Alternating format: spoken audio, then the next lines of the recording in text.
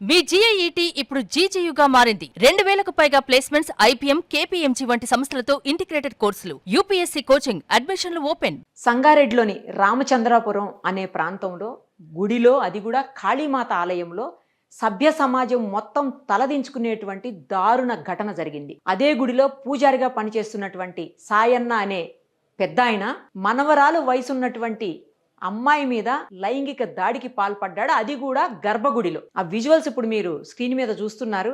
ఎంత దారుణం అంటే, గుడి ఆలయం అంటే చాలా పవిత్రంగా భావిస్తాం. కనీసం అక్కడ మనం బట్టలు లేకుండా ఉండటాన్ని కానీ, లేకపోతే ఇలాంటి ఘటనలు కానీ అసలు ఊహించలేము. చెప్పులు కూడా వేసుకోము మనం. కాళ్ళు కడుక్కొని లోపలికి అడుగు పెడతాము. అసలు ఆలయ ప్రాంగణంలో ఎక్కడ చెప్పు వేసుకోవడానికి కూడా మనం ఇష్టపడము. తర్వాత స్నానం చేయకుండా గుడిలోకి వెళ్ళము. ఏమన్నా తింటే కూడా చాలా మందికి సెంటిమెంట్ ఉంటుంది. తిన్న తర్వాత గుడిలోకి వెళ్ళరు. అంటే బ్రేక్ఫాస్ట్ చేసినా లేదు లంచ్లో అలాంటివి చేస్తే గుడిలోకి వెళ్ళరు. చాలా మందికి సెంటిమెంట్స్ ఉంటాయి. అలాంటి ఎంతో మంది మనోభావాలను దెబ్బతీస్తూ ఈ ముసలోడు తనకంటే చాలా చిన్నది, అంటే ఆల్మోస్ట్ మనవరాల వయసు అనమాట, ఆ అమ్మాయితోటి అసభ్యంగా ప్రవర్తిస్తున్నాడు. రెడ్ హ్యాండెడ్ గా స్థానికులు పట్టుకొని దేహశుద్ధి చేశారు. ప్యాంటు విప్పేసి ఉన్నాడు. ఆ విజువల్స్ లో మీకు కనిపిస్తుంది చూడండి. ప్యాంటు వేసుకునేందుకు ట్రై చేస్తున్నాడు. బయట నుంచి వేరే వ్యక్తులు వెళ్ళి అతన్ని పట్టుకోబోతే ప్యాంటు వేసుకోబోతున్నాడు. అప్పుడు సిగ్గుందారా నీకు కొంచెమైనా? నీ వయసు ఎంత? నువ్వేంటి? ఆ చేసే పని ఏంటి? ఎక్కడ చేస్తున్నావు? పైగా ఆ పిల్ల ఎంత వయసు, ఎంత చిన్న పాప. నీ ఇంట్లో మనవళ్ళు మనవరాళ్ళు లేరా?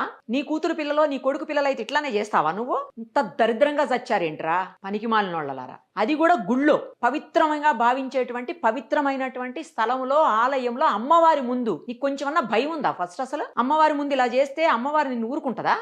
తర్వాత అయినా నీ పని పడుతుంది కదా. కాళీమాత అంటే భయపడతాం జనరల్ గా. ఉగ్ర రూపము. అమ్మవారే మామూలుగా ఉగ్ర రూపం. అలాంటిది కాళీమాత అంటే ఇంకా మహోగ్ర రూపంగా చూస్తాం. అలాంటి కాళీమాత ఆలయంలో నువ్వు ఇంత దరిద్రానికి పాల్పడ్డావంటే నువ్వు అసలు మనిషివా? ఫస్ట్ అది చెప్పు. నీకంటే పశువులు నయమేమో, నీకంటే మృగాల నయమేమో. అంతలా ఉంటే బయటికి పో ఎక్కడన్నా. అంతేగాని ఇలా చిన్నపిల్లల్ని గుళ్ళో అర్ధరాత్రి తీసుకొచ్చి అట్లా చేస్తున్నావు అంటే అసలు నిన్నేం చేయాలి? నిన్నేం చేసినా పాపం తగలదు. ఫస్ట్ అసలు ఒక పవిత్రమైనటువంటి స్థానంలో ఉండి నువ్వు ఒక పవిత్రమైనటువంటి స్థలంలో ఇంత చండాలమైన పని చేస్తున్నావు అంటే నిన్నేమనాలి? నిన్నేం చేయాలి అసలు? ఎందుకురా మీ బతుకులు?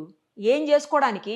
గుళ్ళో పూజ చేయాల్సిన వాడివి గుళ్ళో అంత చండాలమైన పని చేస్తున్నావు, అది చిన్న పిల్లతోటంటే అసలు వాళ్ళు ఎందుకు ఊరుకున్నారో స్థానికులు. వీడి మీద ఎప్పటి నుంచో అనుమానం ఉందంట అందరికీ కూడా. గుళ్ళోకి వెళ్లే వాళ్ళతో అసభ్యంగా ప్రవర్తిస్తున్నాడని చెప్పేసి చాలా కాలంగా చాలా మంది మహిళలు, అక్కడికి వెళుతున్నటువంటి భక్తులు రకరకాలుగా కంప్లైంట్లు చేస్తూ ఉన్నారంట అందరికీ. ఊళ్ళో అందరికి పెద్దవాళ్ళు ఉంటారు కదా, వాళ్ళందరికీ కూడా. సడన్ గా నిన్న అర్ధరాత్రి ఆ పిల్లతోటి అసభ్యంగా ప్రవర్తించబోతే పాపం ఆ చిన్న అమ్మాయి పెద్ద పెద్దగా అరుపులు కేకలు వేసిందట. ఆ కేకలు అరుపులకు చుట్టుపక్కల వాళ్ళు పరిగెత్తుకుంటూ వచ్చారు. అసలే వీడి మీద అనుమానం ఉందిగా ముందు నుంచి కూడా, ఏదో జరుగుతుంది, ఏదో చేస్తున్నాడని. సో ఏదో జరుగుతుందని చెప్పి అనుమానించి అందరూ పరిగెట్టుకుంటూ వచ్చి చూసేసరికి గుడిలో ఈ దరిద్రానికి పాల్పడ్డాడు ఈ దుర్మార్గుడు. ఆ విజువల్స్ లో చూడండి ఎట్లున్నాడు. మనిషివా పశువారా నువ్వు? గుళ్ళో చేస్తావా ఇలాంటి పని? అయినా అంత చిన్న పిల్లతోట. పాప మా పిల్ల మరి అటు ఎందుకు వెళ్ళిందో, వాడికి ఎందుకు చిక్కిందో, వాడికి ఎందుకు దొరికిందో అసలు ఆ పిల్ల. ఇంకా నయ్యం పెద్దగా అరిచింది కాబట్టి ఆ పాపకి ఏం కాలేదు. లేకపోతే పోలీసులు పోక్సో కేసు పెట్టారు, అరెస్ట్ చేశారు. కానీ ఇది అంతా కూడా ఆ ఏరియాలో, అంటే రామచంద్రపురం ఏరియాలో ఒక ప్లేస్ లో సండే మార్కెట్ జరుగుతుంది అంట, ఎవ్రీ సండే. ఆ సండే మార్కెట్ జరిగేటువంటి ప్రాంతంలో ఉన్నటువంటి కాళికామాత ఆలయం అనమాట. అసలు కొంచెం దూరంగా ఉందా అనిపిస్తుంది. అంటే విజువల్స్ చూస్తుంటే మళ్ళీ అట్లేమనిపించలేదు. సండే మార్కెట్ అంటే చాలా పెద్దగానే జరుగుతుంది. అది కూడా మెయిన్ ప్లేసెస్ లోనే జరుగుతాయి కదా మార్కెట్స్. మరి అలాంటి ప్లేస్లో జరిగిందంటే నేను అసలు ఏం చేయాలి? నీ కొంపలో ఎవరూ లేరా ఆడవాళ్ళు? వాళ్ళకి తెలియకుండా నువ్వు ఆ టైంలో ఆ పిల్లని తీసుకుని ఎట్లా వచ్చావు అసలు అక్కడికి? ఆ పాపకి ఏం చెప్పి తీసుకొని వచ్చావు? ఆ పాప ఎటుపోతుంటే నువ్వు ఆ పాపని తీసుకొని వచ్చావు? అసలు ఆ టైంలో ఒక్కతే పాప అయిన గుడికి రాదు కదా. అసలు పవిత్రమైనటువంటి, నాకు పదే పదే అదే బాధ అవుతుంది. నువ్వు ఆ గుడిని లేదా ఆ ఆలయాన్ని ఏం చేస్తే ప్రక్షాళన అవుతుంది? ఇప్పుడు అసలు నువ్వు చేసిన ఈ చండాల పనికి, నువ్వు చేసిన ఈ దరిద్ర పనికి ఎలా ప్రక్షాళన చెయ్యాలి? ఆ గుడిని ఎలా సంప్రోక్షణ చెయ్యాలి? ఎలా క్లీన్ చెయ్యాలి? ఆ గుడిని, ఆ పవిత్రమైనటువంటి స్థలాన్ని అపవిత్రం చేసిన నిన్నేం చెయ్యాలి? మళ్ళీ పవిత్రం కావాలంటే ఆ స్థలాన్ని ఏం చెయ్యాలి? నిన్ను అక్కడే పాతి పెట్టాలేమో. ఇలా అంటున్నందుకు చాలా మంది అంటే లిమిట్స్ దాటి మాట్లాడుతుంది నిరుపమ అనుకుంటున్నారేమో. దయచేసి అలా కాదు. అక్కడ జరిగినటువంటి దారుణ ఘటన చూస్తుంటే ఒక్కసారి చూడండి. పాప మా చిన్న పిల్ల బిక్కు బిక్కుమనుకుంటూ ఎట్లా పక్కకు నుంచుందో. వీడేమో ప్యాంటు పట్టుకొని వెళ్తున్నాడు పక్కన. వాళ్ళు గనక రాకపోయి ఉంటే ఏమై ఉండేది? ఆ పాప భవిష్యత్తు ఏంటి? ఆ పాప జీవితం ఏంటి? ఆ పిల్లకి ఏమన్నా జరగరానిది జరిగితే తిరిగి తీసుకొచ్చేది ఎవరు? ఛీ, నీ బతుకులు. ఏం చేయాలిరా? ఎందుకురా ఇలా ఇంత చండాలంగా తయారయ్యారు? ప్రపంచం అసలు ఎందుకు ఇట్లా తయారవుతుంది? వావి వరుసలు లేవు. వయసుతో సంబంధం లేదు. ఆ ప్లేస్‌తో సంబంధం లేదు. టైంతో సంబంధం లేదు. ఏం దరిద్రంగా ఉన్నారురా నాయనా! ఛీ! కానీ అందరికీ తెలుసు ఇచ్చోటి కర్మ ఇచ్చోటే. ఈనాటి కర్మ మరునాడే.